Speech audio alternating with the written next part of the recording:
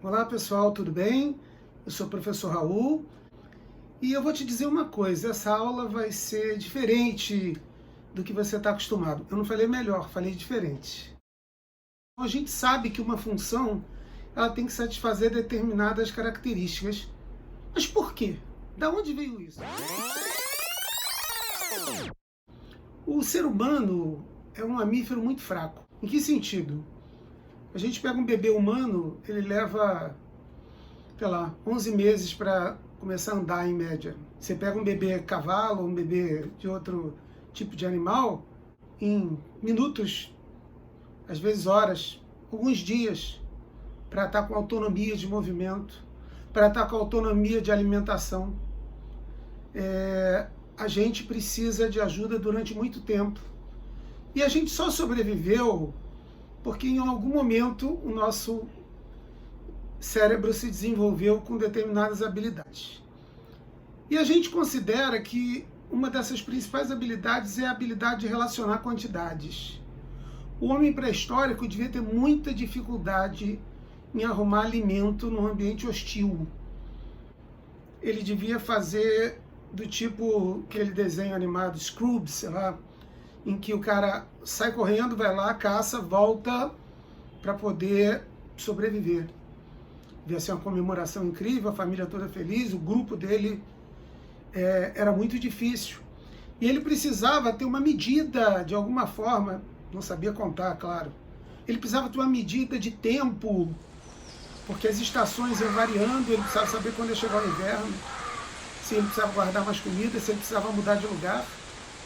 Então, essa habilidade que a gente tem, ela nos ajudou muito a sobreviver.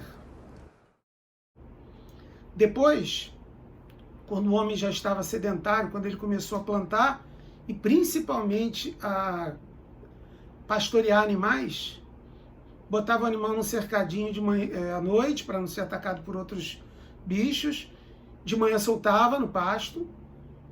Esse processo de contagem pré-número era feito por associação. Cada animal que saía para o pasto, eles pegavam uma pedra e colocavam ali do lado. Quando eles recolhiam os animais à noite, cada animal que entrava, que correspondeu a uma pedra. Se sobrasse alguma pedra ali, tinha algum animal faltando, eles saíam para procurar. Não sei se você está reparando, mas associar cada animal a uma pedra é uma forma de associação muito parecida com o que a gente chama de função hoje em dia. Repara que você está fazendo cada animal ligado a uma pedra, não importa no caso qual pedra, mas você tem uma correspondência. Se você olhar esse diagrama, nossa, é a pura ideia de função que a gente emprega hoje. Raul, isso é invenção sua, mas se você parar para pensar, já ouvi falar quando a pessoa está com pedra no rim, a gente não chama isso de cálculo renal? Cálculo é operar com pedra.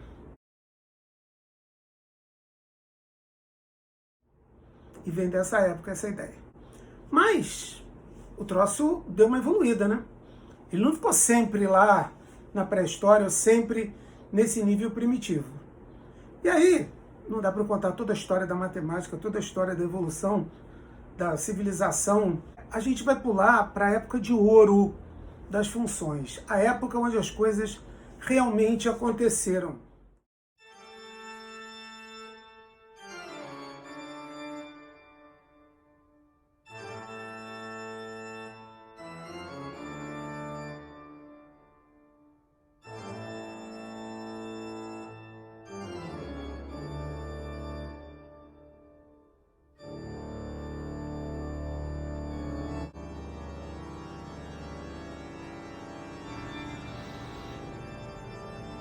Uau! Admito, ficou bonito. Caprichei mesmo. Agora eu vou te explicar o que aconteceu aqui. Me acompanhe. Aquele período que vai de 1600 a 1900 não é onde acontece tudo. Isso é uma simplificação. E a gente vai fazer um monte aqui. Por exemplo, o Renascimento não foi simplesmente a negação dos valores da Idade Média, mas serve para o gasto. Prefiro guardar o Renascimento como sendo, agora a gente vai estudar o que a gente quiser. o que for de interesse humano, não só o que a igreja deixar. A Revolução Científica fez a mesma coisa para as ciências, só que acrescentou com as ferramentas que a gente quiser. E não foi fácil. Teve gente até como Giordano Bruno que morreu queimado defendendo essa ideia.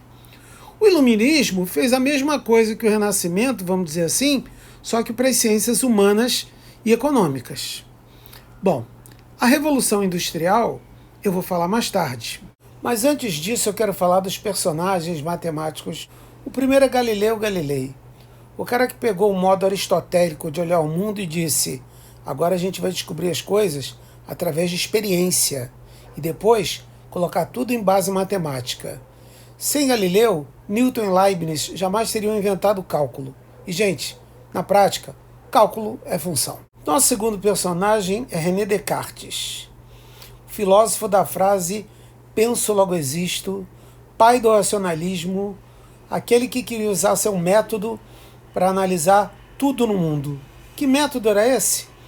Entender um problema, dividi-lo em etapas, tirar conclusões partindo do mais simples para o mais complicado e depois fazer uma longa revisão, ora, praticamente uma demonstração matemática. Agora chegamos ao grande Isaac Newton, o homem que revolucionou a ciência, por que não dizer o mundo, através da gravitação e da sua mecânica. Gente, a gravitação foi tão revolucionária. Como é que alguma coisa podia agir sobre outra sem nenhum contato? Isso foi genial. Servia tanto para uma pedra quanto para um planeta. Bom, agora chegou a hora de falar de Leibniz, que descobriu o cálculo independente sem saber o que Newton tinha feito. O Leibniz tinha uma vantagem. O Leibniz era muito mais claro que o Newton. Foi ele que inventou a palavra função, foi ele que denominou o troço de cálculo diferencial integral. E olha, o Leibniz tem descobertas incríveis em matemática, mas ele é mais conhecido ainda como filósofo. Nosso próximo personagem está aqui por um motivo muito especial. Primeiro, quem é ele? O nome dele é Euler, matemático suíço que está no top 5 de qualquer lista dos grandes matemáticos do mundo. Pessoal, Euler era muito bom ou em criar ou em fazer funcionar símbolos. Ele que inventou o f de x. E o nosso último personagem é Dirichlet, que foi o cara que 150 anos depois de Newton ter colocado função para jogo, que realmente colocou ordem, porque a definição estava muito fraca. Eu te pergunto, o que é mesmo uma função? Antes da gente responder a isso, deixa eu falar algumas coisas. Galileu teria sido escolhido funcionário do mês ou dos séculos da Revolução Científica, tanto que ele se dedicou. Eu acho que é um nome a ser guardado. Descartes, gente, criou uma geometria só para explicar o seu método.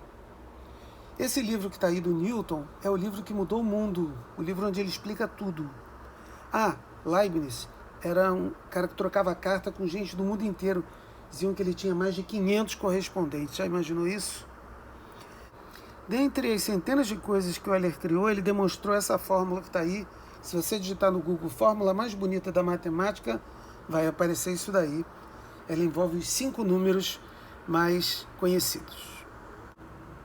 Sim, a tatuagem era minha. E finalmente o Dirichlet desenvolveu coisas em estatística que a gente hoje precisa de computação para entender melhor.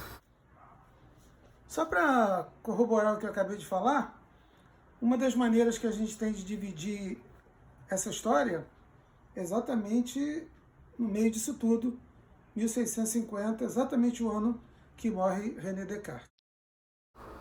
Queria deixar registrado que tudo isso que eu falei, gente, é Europa Ocidental. Renascimento forte na Itália, Iluminismo forte na França, mas tinha em outros lugares também. Revolução Industrial, basicamente, na Inglaterra. Eu elaborei um exemplo para a gente estudar a definição de função. Imaginei a evolução da massa de um bebê recém-nascido em função do tempo de vida. Então, veja no gráfico que eu comecei bebê com 3,5 kg, aumentou um pouquinho, desceu. Pessoal, tem 2 coisas que não podem acontecer numa função. A primeira é você ter um elemento do domínio com mais de uma resposta, como por exemplo, se no dia 6 o bebê tivesse duas massas diferentes. Isso é um absurdo total. A outra que não pode acontecer é você ter um elemento do domínio sem resposta, como por exemplo nesse gráfico, no dia 8 você não teria nenhuma massa. Em qualquer dia de vida, o bebê tem que ter massa. Esse tipo de exemplo é ótimo para a gente entender que numa função, todo elemento do primeiro conjunto tem que ter exatamente um elemento relacionado no segundo. Você pode ter até dois elementos com a mesma resposta, seria no nosso gráfico ter 2 dias com a mesma massa. Pode ter um elemento sobrando no segundo conjunto, no nosso gráfico seria uma massa que a gente nunca atinge. Pode ter essas duas coisas misturadas ou pode ter até uma correspondência bonitinha como essa desse diagrama que está aí na tela. O que a gente não pode ter é um elemento com mais de uma resposta, você não poderia ter num dia 2 massas, ou ter um elemento do primeiro conjunto sem resposta. Pessoal, eu espero que vocês tenham gostado. Eu espero que vocês tenham aproveitado. Eu curti demais compartilhar isso com vocês. Eu não posso deixar de agradecer a professora Dalva Sartini, que com muita paciência me assessorou nessa parte histórica. Grande abraço.